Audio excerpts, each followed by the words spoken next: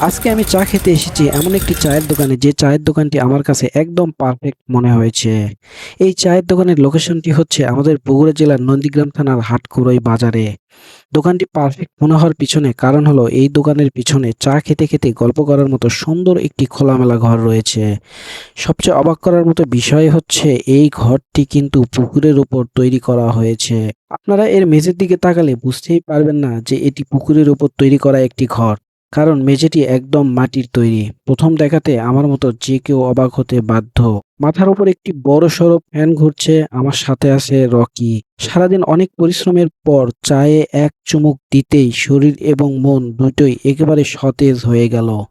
যদিও আমি চায়ে চিনি খাই না, তার উপর এই চায়ে অনেক চিনি ছিল। কেয়ার করার অগত্যা মধুসূদন হয়ে পুরোটাই খেতে হলো। আশেপাশের লোকজন একদম খোঁজ গল্পে মেতে উঠেছে। এজন্যই আমি প্রথমেই বলেছি এটি একটি পারফেক্ট চায়ের দোকান।